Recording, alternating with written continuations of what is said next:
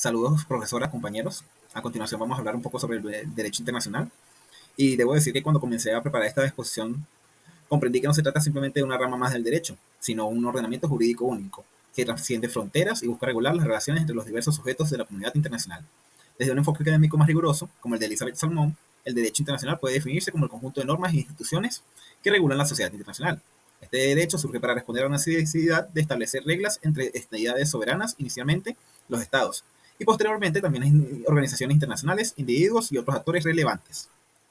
Una de las principales características que me llamó la atención del derecho internacional es su descentralización. A diferencia del derecho interno, que no existe una autoridad superior centralizada que lo imponga, son los propios estados quienes mediante consentimiento le dan la vigencia a las normas. Este derecho se basa en gran medida en la costumbre de los tratados y principios generales, además presenta una notable flexibilidad y dinamismo, y ha evolucionado desde su carácter clásico estatilista hacia una forma más moderna, humanizada, institucionalizada e interdependiente. Construcción de la comunidad internacional. La comunidad internacional no es un ente homogéneo, sino una construcción histórica que ha evolucionado desde la sociedad preestatal hasta la sociedad solidaridad global. Esta evolución ha sido en tres fases. Primero, la sociedad preestatal, donde ya existía un ius gentium, rudimentario que regulaba las relaciones comerciales. Luego, la sociedad de Estado, consolidada tras la paz de Westfalia en 1648, introdujo principios como la soberanía e igualdad jurídica. Y finalmente, la actual sociedad de solidaridad internacional, que incorpora valores como la paz, los derechos humanos y el desarrollo sostenible. Características de la comunidad internacional. La comunidad internacional contemporánea se caracteriza por una institucionalización creciente, donde los estados ya no son los únicos actores. Hoy se reconoce la existencia de múltiples sujetos con capacidad jurídica internacional, los individuos, organizaciones internacionales, pueblos, empresas multinacionales, entre otros.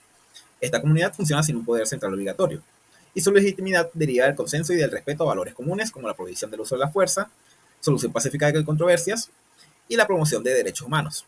Hoy vivimos en una comunidad internacional plural, interdependiente e institucionalizada, donde la soberanía no es absoluta. Está limitada por principios como la solución pacífica, la no intervención y el respeto al derecho internacional de los derechos humanos. Organizaciones como la ONU actúan como garantía de esta convivencia, según Barbosa 2008. División del derecho internacional. Es fundamental poder distinguir las ramas del derecho internacional.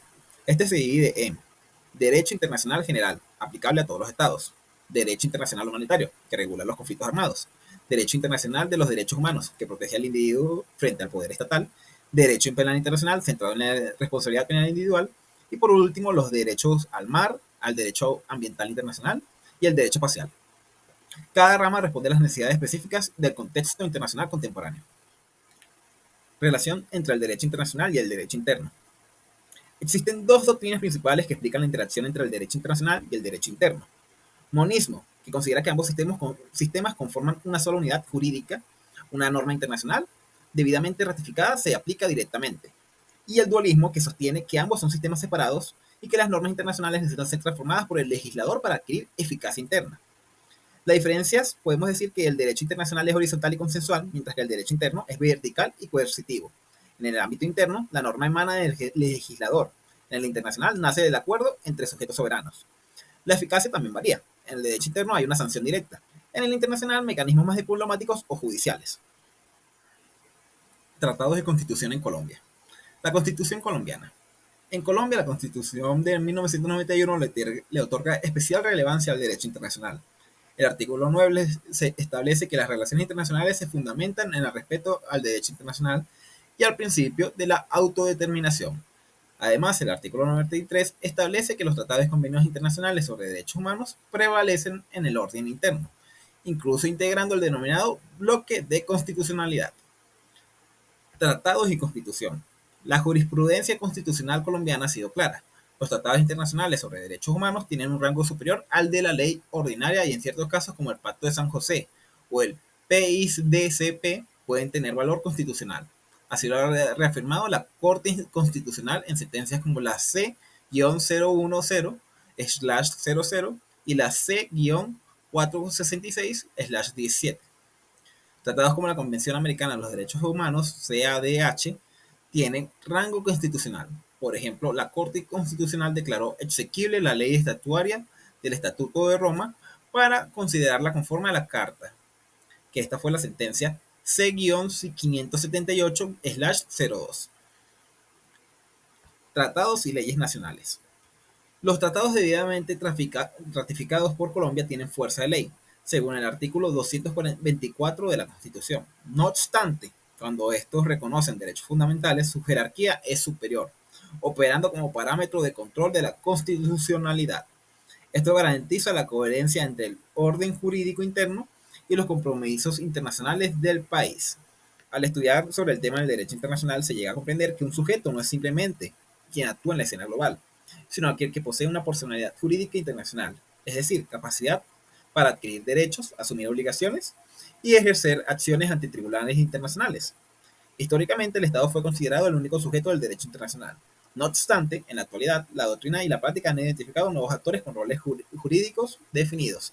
Entre ellos nos encontramos a los estados, las organizaciones internacionales, los individuos, los pueblos, los movimientos de liberación nacional, las empresas transnacionales y las ONG y organismos humanitarios como el CICR, según Salmon 2017. El Estado. El Estado continúa siendo el sujeto primario y pleno del derecho internacional. Para existir jurídicamente debe cumplir con los requisitos tradicionales consagrados en la Convención de Montevideo de 1933. Población permanente, territorio determinado, gobierno efectivo y capacidad para establecer relaciones internacionales. Un ejemplo claro es el Estado de Palestina, que a pesar de su limitada soberanía sobre el territorio, ha sido reconocido como Estado observador no miembro de la ONU desde el 2012, ejerciendo ciertos derechos diplomáticos y participando en tratados multilaterales como el Estatuto de Roma.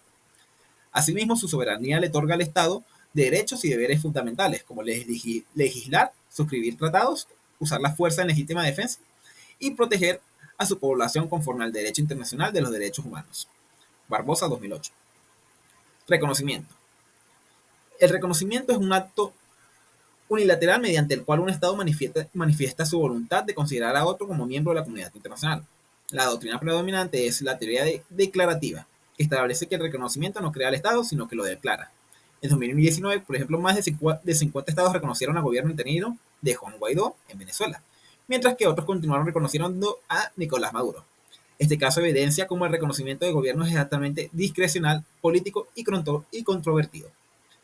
Las doctrinas clásicas al respecto son: doctrina Tobar, propone que no reconocer a gobiernos surgidos de golpes de Estado, y la doctrina Estrada, que rechaza el reconocimiento para evitar injerencias. La teoría de efectividad reconoce al gobierno que tiene el control real del territorio y la población. Continuidad y sucesión. Un Estado no desaparece por un cambio de gobierno o sistema político. Por ejemplo, la Revolución Cubana de 1959 no extinguió a Cuba como Estado, simplemente transformó su régimen. En contraste, si existe una sucesión de estados cuando una entidad soberana desaparece y es reemplazada por una nueva. Así ocurrió con la desintegración de Yugoslavia en los años 90, que dio origen a estados como Eslovenia, Croacia y Bosnia-Herzegovina. Según el derecho internacional, el estado sucesor puede o no asumir los compromisos del predecesor, dependiendo de si se trata de una disolución o una descolonización. Otros sujetos. Organizaciones internacionales. Organismos como la Organización de las Naciones Unidas, la Organización Mundial de Comercio o la Unión Africana tienen personalidad jurídica internacional, pueden firmar tratados, responsabilizarse internacionalmente e incluso ser parte en procesos judiciales. El individuo. Tradicionalmente ignorado, el individuo es hoy un sujeto pasivo y activo del derecho internacional. Un ejemplo: ante la Corte Penal Internacional, individuos pueden ser juzgados por crímenes de guerra, genocidios o crímenes de lesa humanidad, como ocurrió con Jean-Pierre Bemba, expresidente de la República Democrática del Congo, condenado en 2016. También puede acudir como demandante ante tribunales regionales como la Corte Interamericana de Derechos Humanos. Pueblos. Los pueblos indígenas, como los de la Amazonia colombiana, han logrado protección a través del Convenio 169 de la OIT, que reconoce su derecho a la consulta previa. Asimismo, los movimientos de liberación, como el Frente Polisario de la Sahara Occidental, son reconocidos como representantes legítimos de pueblos bajo ocupación. Las empresas transnacionales y las ONG. Las ONGs como Chevron o Glencore han sido protagonistas de litigios internacionales en tribunales de arbitraje por afectaciones ambientales. Por su parte, organizaciones como la Amnistía Internacional o el CICR operan bajo normativas internacionales humanitarias y de derechos humanos, desempeñando funciones con efectos jurídicos y operaciones concretos. Esto sería todo.